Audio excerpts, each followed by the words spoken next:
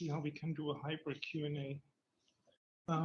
Questions from you, questions from the people online? If so, you can either open your mic or put your questions in the chat and I'll try and moderate. So please let us know what you want to ask. Anything from here? Go. Thank you very much for the talk and for the work. I think it's very, very important research. Thank you. I'm wondering how come the website providers, the third party, the first parties, they don't know about this data collections? Because, actually, websites use different services and they inject different scripts on their websites. For instance, you want to use marketing services and you include some scripts of them. And then some scripts do another things. They scrape and they don't know what exactly these scripts do. And we, when we send some GDPR requests, we really solve this is real. This is real in real life. Yeah, exactly. Right. So is there something about the interaction with the autofill? So if I go to a form and my browser autofills an email address, does it leave completely immediately, or does that not generate an event that JavaScript can act on? Yeah. Wait. So people can't hear the question. So I quickly repeat the question just for the people online. So Frank is asking whether the content that is being typed in is being sent immediately or in small parts, or is that correct? So if it's auto-filled, does that impact the leak? Yeah, okay. And if it impacts the leak, whether the form is being automatically filled? Actually, in our study, we only check when we filled our email fields, and we check the request after filling the information. It changed. Sometimes they collect data key by key, and sometimes they collect data when you stop filling a key up. We only check those cases. But I know a study just checking autofill feature, and in some cases when the autofill module fills your data, some tracking scripts collect your data immediately after. There is a study about that, but in our study we didn't check autofill feature. And for example, these password leaks, are they then stored on a third-party site for replaying sessions, or how does it work? They collect data from the page and send to their service, to not the first-party service, to the, for instance, Yandex servers. But that's something you really don't want as a site operator, right? So I'm really surprised that. Yeah, it's a session recording service. They collect data for your websites and they keep on their service, for instance, Yandex servers, and then they share it with only the first parties. Yeah. More questions? I'm still wondering, did you discuss internally what does this actually mean for GDPR compliance if things are being submitted to the third party, to the remote party, or even a third party without the user pressing submit?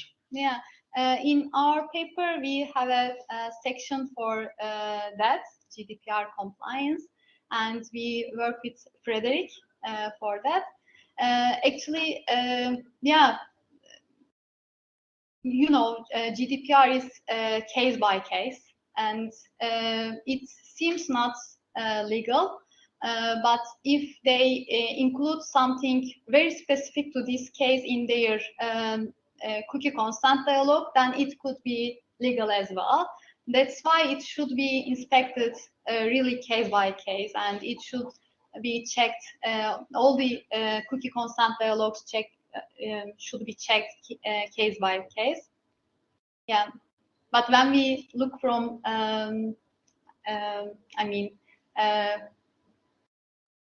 It's really hard to say legal or illegal for the whole cases Okay. Leonard?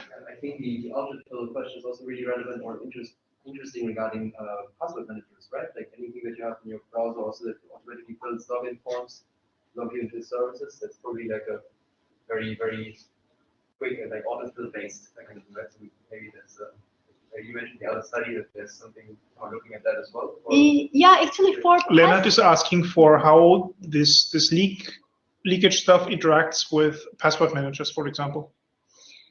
These session recording services like Full Story, Hotjar, Yandex Metrica, they don't want to collect users' passwords. They don't want to collect personal data, and especially they don't want to collect users' passwords. But due to some bugs, etc., incidentally they collect users' passwords. That's what we found, and that's why the numbers are lower compared to email leakage. And I'm sure the autofill paper check the password fields as well. Because typically you also supply your email address when you log in, right? So that's cool. But I actually have a different question as well. Yeah. Your add-on, the leak inspector, do you like how does it work based on you have the list of trackers and you check if any request is made to those trackers and then you block it proactively? Or do you have some kind of let's say identification mechanism of okay, you're monitoring outgoing requests basically from this website, and if any of those contains the data that you know the user is inputting, you'll block it proactively whether you know this tracker domain or not? Or how does this work? Like, is it limited to a list, or do you have some kind of? Actually, our extension we have can block all the third parties. There is an option on the UI as you see here, or you can only block requests to the tracker domains. We intercept requests and check the payloads and URLs. If there is a personal data on the payloads or URLs, then we check whether it's a tracker domain or not. In our leak inspector, we use DuckDuckGo's tracker domains list only. If the tracker domain is in this list, then we block this request. But you can choose also blocking all the requests to the third parties as well. Yeah, nice. So in some sense, you're doing this kind of identification and collection client side yourself. Yeah. Like trying to figure out if someone is inputting a password right now. And does it affect the functionality of those websites? Yeah, actually, it's a problem because some websites use our email address for instance, validation. They check it includes any @ etc. When you block all the requests to the third parties, it may break some websites. That's why we made it optional. And could there be a way to only block JavaScripts that send stuff? Yeah, it sends to where, yeah, but some legitimate users also use okay, send. I see. That's why it's a bit complex. Okay. So I'm not sure I understood. So did you say that you try to find the personal identifiable information that the user puts in the form, that you try to detect it in outgoing payloads? Yes, exactly. So how do you do that? We have a leak inspector code, and we checked clear text form, and we also check some hashed and encoded versions on the payload and URLs. It would be very easy to miss. Yeah, you are right. We try to cover more than 15 encoding and hashing algorithms, but somehow some scripts use custom encoding and custom hashing methods. You are right. It's a limitation in our study, but it's everywhere. I mean, we try to do our best, but you are right. But we also show the list of domains that reads the input fields. It's in that case we cannot miss any domains. We show we highlight the input fields when a third party reads the input field, accesses to the input field. Mm-hmm. Okay, cool. I mean, shocking, but cool. More questions? Questions from the remote people? Otherwise, we might as well close the session here and go for the coffee. You will be missing out, I'm sorry.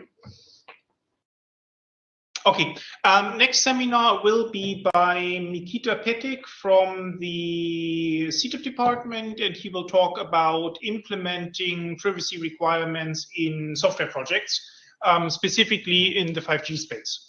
That's going to be in early November, I believe. The date is not settled. All the other dates for the next 3 or 4 seminars are online already. Asuman, thank you very much. Thank you. Success with your final year of your PhD, and yeah, thanks for everyone for being here.